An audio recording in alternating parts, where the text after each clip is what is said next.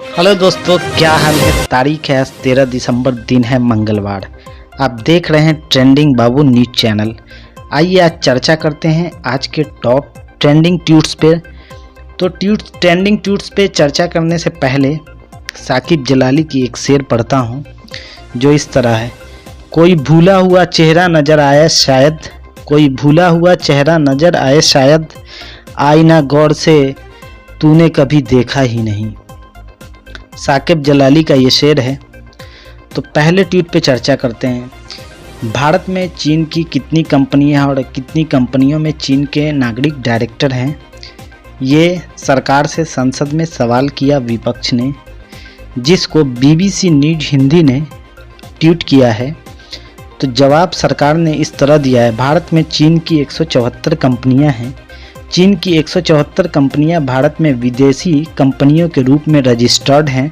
साथ ही भारत में 3560 कंपनियां ऐसी हैं जिनके डायरेक्टर चीन के नागरिक हैं।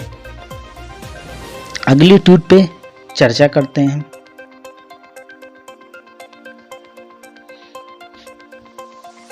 नरेंद्र नाथ मिश्रा के ट्विटर हैंडल से एक ट्वीट किया गया है। तवांग मुद्दे पर राजनाथ सिंह के जवाब के बाद विपक्ष को सवाल पूछे जाने की अनुमति नहीं मिलने पर विपक्ष का राज्यसभा से वॉकआउट। रणविजय सिंह अपने ट्विटर हैंडल से ट्वीट करते हैं, पुरानी पेंशन बहुत बेकार थी, इसको पाने वाले भविष्य को लेकर बेफिक्र हो जाते थे। लाइफ में कोई थ्रिल ही नहीं रहता। 60 की उम्र तक का काम करो, फिर पार्क में बैठकर मूंगफली छीलो। बैठे बैठे शरीर तो खराब होता ही था, दिमाग भी कुंद हो जाता था। मोदी सरकार इसे लागू नहीं करेगी, अच्छा फैसला। विनोद कापड़ी के ट्विटर हैंडल से एक ट्वीट किया गया है। उन्होंने ट्वीट किया है, हर वो आदमी देश का दुश्मन है जो चीन पर सरकार से सवाल नहीं पूछ रहा।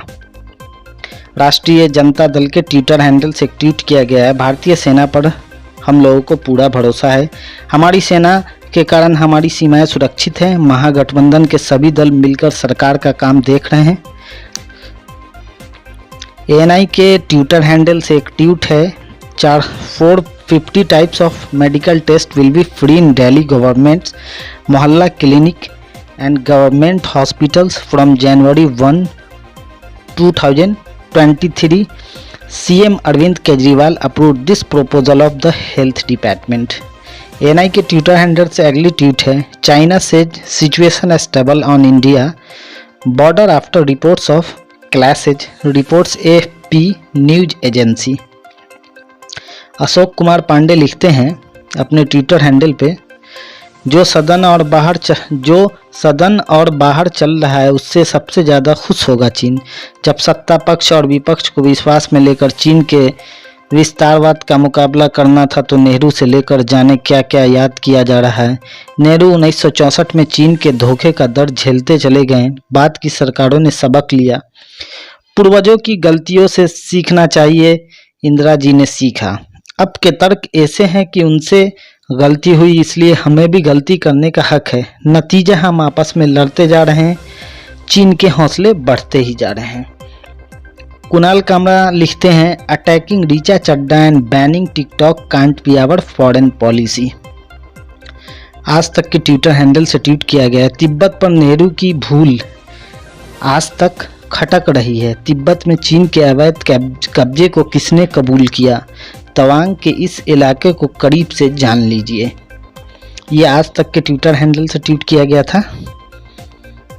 रक्षा मंत्री के ट्विटर हैंडल से एक ट्वीट है, इस फेस